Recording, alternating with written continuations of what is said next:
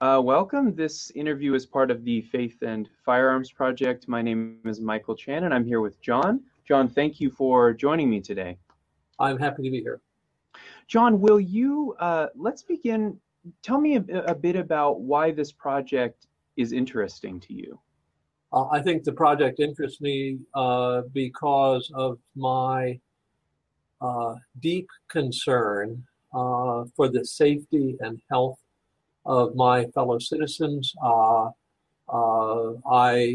am very concerned about our failure to reduce the number of gun deaths, gun injuries. I have watched with great frustration failure of politicians to try to have rational discourse around this.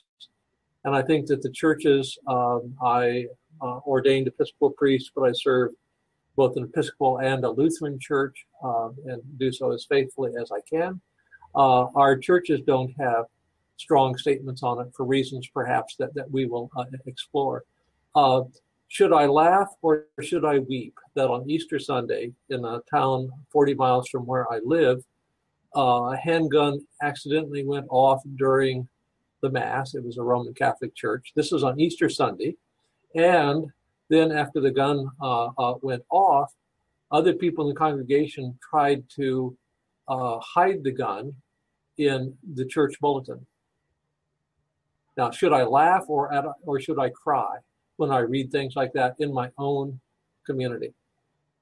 How did your community respond to that, John? I think it's just that I don't know. I don't live in the town. Can I imagine any denomination saying no guns in church, please? You know, we'll pass the plate, but we won't pass ammunition. You know, what kind of crazy world do we live in where someone would need to bring a handgun into a church? So I'm interested. I could be very interested in this in strictly secular terms. I regard gun violence as a public health issue. But from a religious point of view, it has to do with who is my neighbor and how can I best protect my neighbor. I see. Thank you for bringing up the point about the neighbor, John.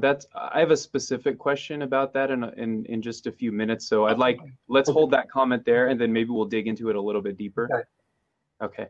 So you mentioned that you are a pastor or priest at two congregations, and then without having to divulge too many details, you are also within academia as well. Yes, I'm an administrator at a large university. Okay. Great. So you do inhabit a couple of different social worlds, and yes, and in my academic world, we have a formal policy of no guns on campus, except the police are able to carry handguns, but certainly faculty and students are not, staff are not.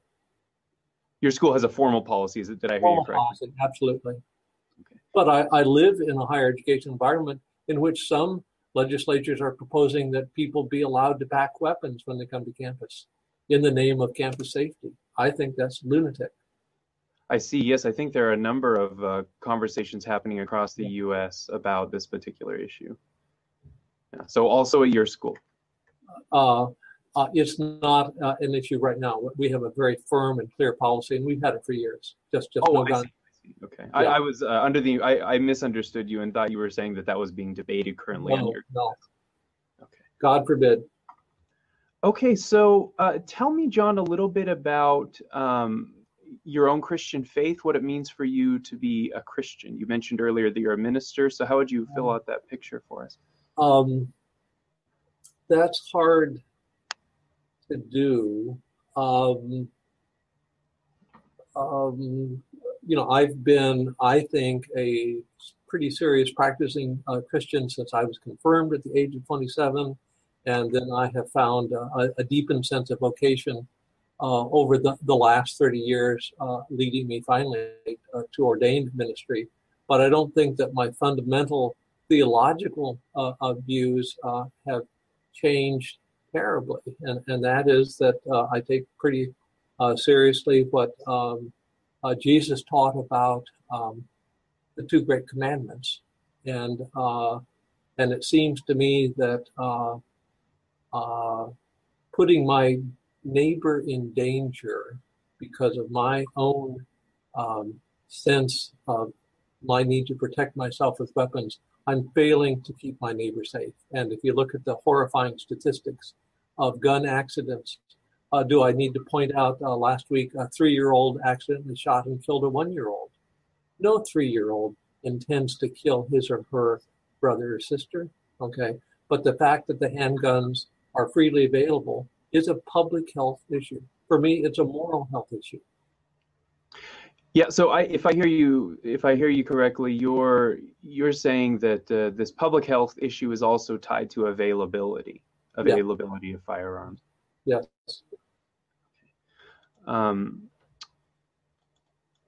John, you've done this a little bit, but will you talk to me a bit more about your religious background? You mentioned that you're a pastor at both a Lutheran and an Episcopal church. Well, I'm a graduate of Wartburg College, which is clearly a small Lutheran college in Iowa, and I received a very fine liberal arts education, and I think I was largely immune to its most important teachings, or those teachings lay dormant until I really began to reflect theologically on what my teachers had taught as part of my education there.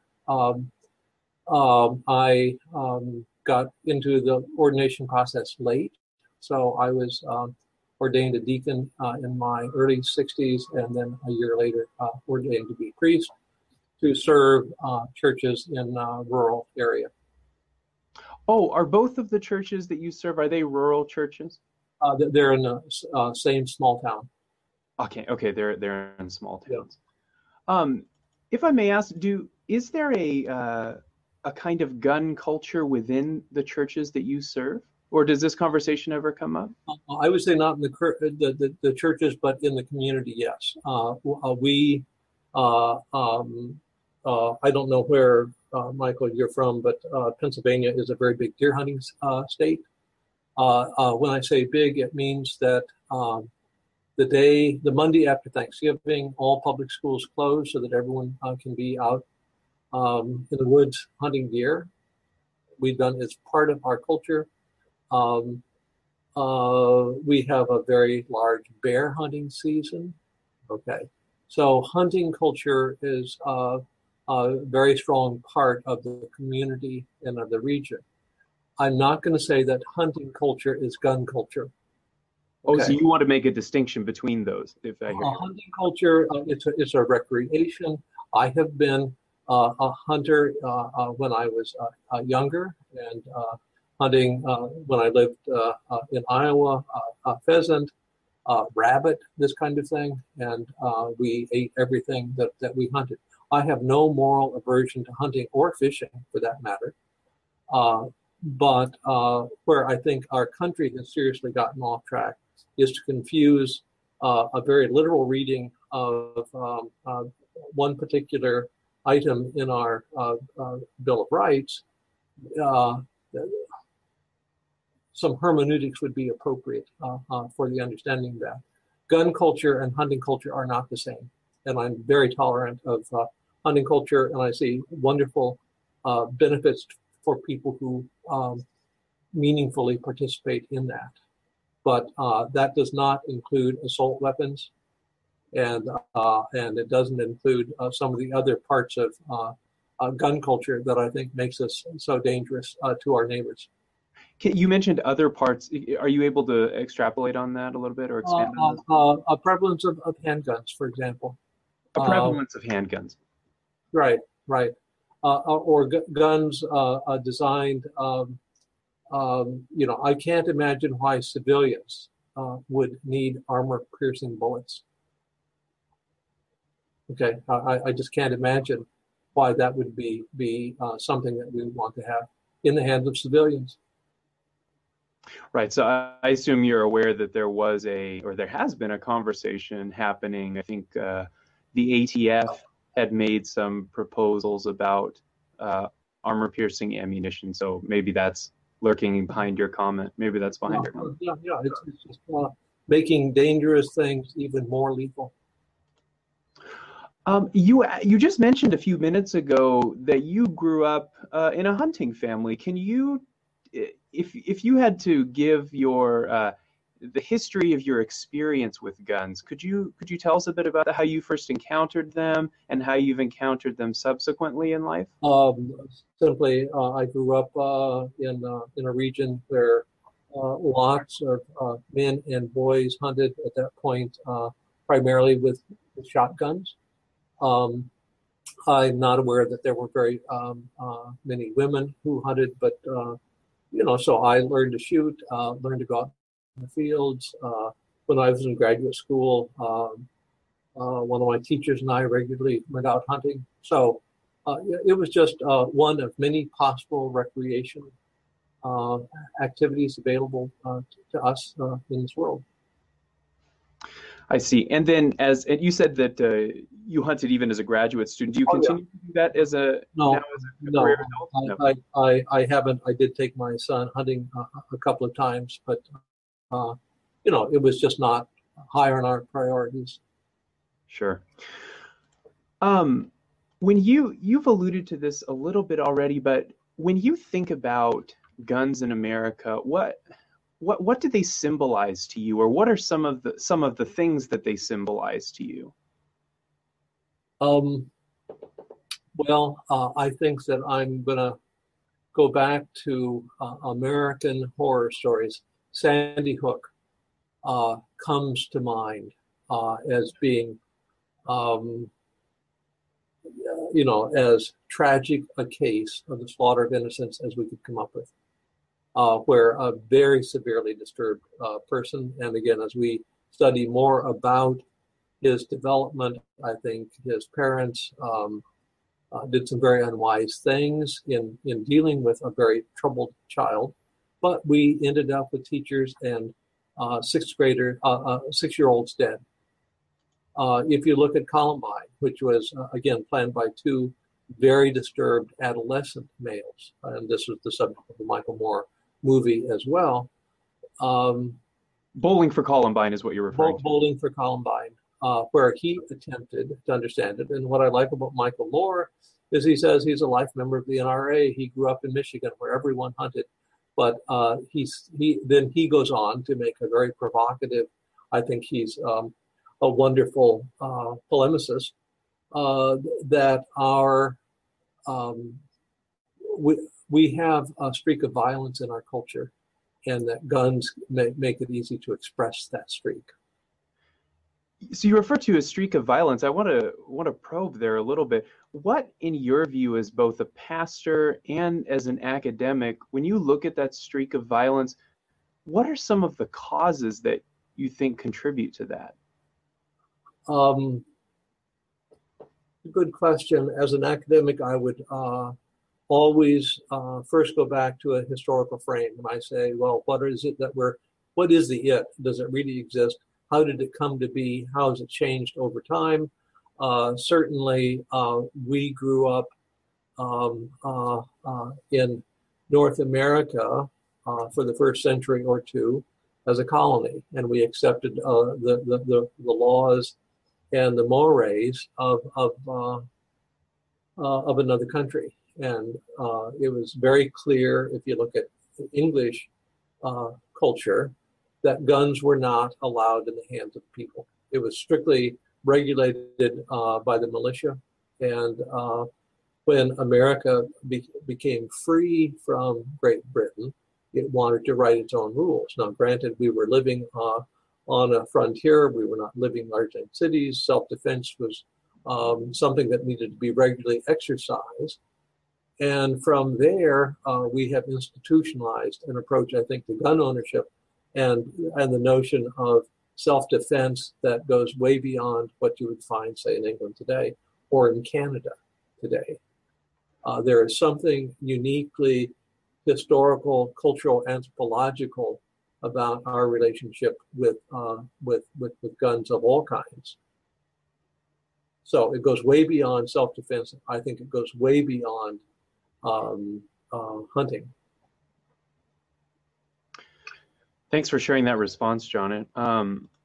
Next question, I want to go back to the neighbor comment that you made. You drew attention to the fact that you seemed to identify a tension between the Christian claim to, or the Christian imperative, maybe we'll put it that way, to love the neighbor, and then the desire to own or carry a firearm for self-defense. Will you kind of tease that out a little bit and fill out that picture for us? Well, I would have to say that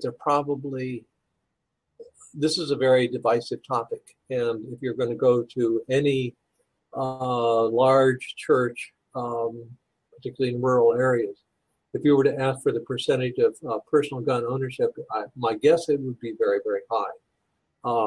My guess would also be that they have weapons not just for hunting, but I'll call them pistols, firearms, and other things.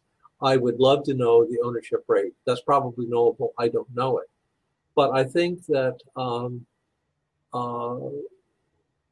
it's not something that, as we prepare people to join the church, we don't talk about their issues on handguns.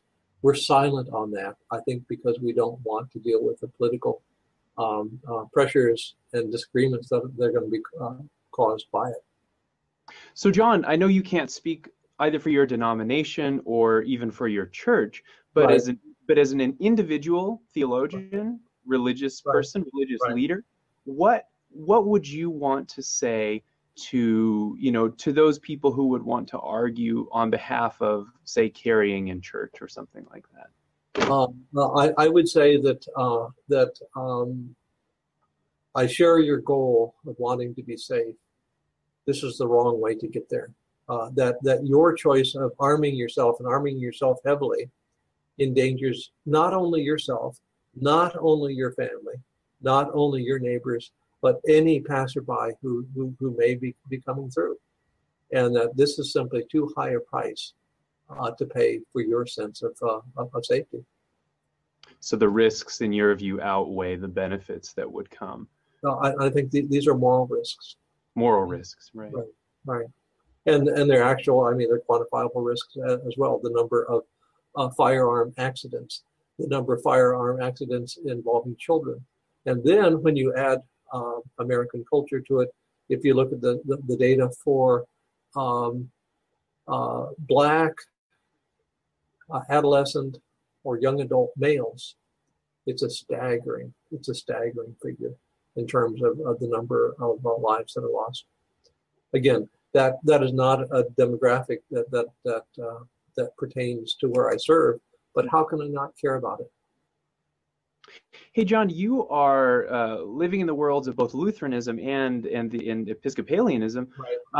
Do you think that either of those two religious traditions have any resources in their history or in their kind of collection of traditional literature that might speak to this particular issue?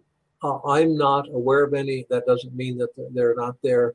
I think both churches are much stronger on environmental issues, and they have very good curriculum materials and worship materials. But on something like handgun, not so much. I would raise the same question about positions on war. I don't think that the lives continue to be lost in the Mideast. We continue to inflict casualties, this time via drones, but we're killing people. But this is not a hot issue in either denomination that I'm aware of. Individuals are very disturbed by it, and I look with very great admiration, say, at the plowshare movement, which was civil disturbance aimed at exposing the risk of nuclear weapons. Maybe nuclear weapons, according to Michael Moore, is at one continuum, and handguns are at the other continuum. And that is... Say that one. I didn't catch that, John. Will you say it one more time? I'm sorry. Maybe nuclear weapons. This is really the image, I think, in Michael Moore, where the missile takes off. that nuclear weapons are one end of the continuum, and assault weapons that we have in private citizens' hands are at the other end of that continuum. It goes from the individual to the national. You said Right. continuum. Sorry, that's the word I couldn't catch.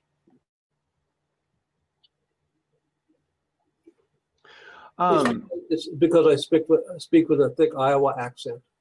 I always felt sorry for people from Wisconsin and Minnesota and Wisconsin because they didn't have my accent. But there you go. Yeah, I'm getting used to the upper Midwest accents. I was born in Arizona, where in fact they do. There are some districts that have days off for deer hunting season. So. Oh yeah, absolutely. Yeah. Give me just a moment, okay, John. John, if we had somebody here with us in the call who was critical of your position, maybe specifically with respect to handguns and assault weapons that you just mentioned, what do you think a person like that misunderstands about what you're trying to say? I think the person would say that I'm weak and that my position ignores the reality of dangerous evil in the world, and that I consider it my moral imperative to protect myself, my property, and my family with whatever needs necessary. They might go back to, this is our country, to the stand your ground law that was used in Florida to apparently justify the killing of an unarmed black young man a couple of years ago. And Pennsylvania does not have such a law. What I would like to see is states that have an affirmative law that you will try to protect your neighbor. Huh. Okay. And we don't have that. And that's fascinating. Okay. I don't believe that it's required for me to have an assault weapon in order to help my neighbor. If my neighbor is in need, I will help out in other ways. John, we're kind of coming to the conclusion of the questions that I have. I wonder if there's anything that you'd like to kind of make as a concluding statement.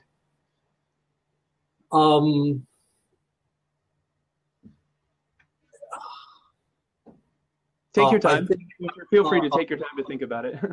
I think what would be very helpful with all of the smart people at your seminary is to mobilize a group of people who could develop curricular materials that could be used both within churches and the larger community that would be theologically grounded and politically nuanced, so that it would be very clear that Pastor John is not condemning people who hunt. I'm not even condemning people who own weapons that I morally disapprove of. Pastor John would like to see the state exercise moral authority for the environment in which all citizens have to live. And that just as we care about their water and the quality of the air, we would also care about removing clearly dangerous things from the environment. And I consider assault weapons in the hands of private citizens a clear and present danger.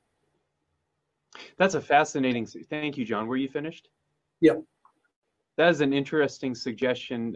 This idea of a curriculum, or some way, I think, of facilitating conversation in a way that's not alienating. Yes. To people, but that actually kind of breaks open discussion that is meaningful and grounded in evidence.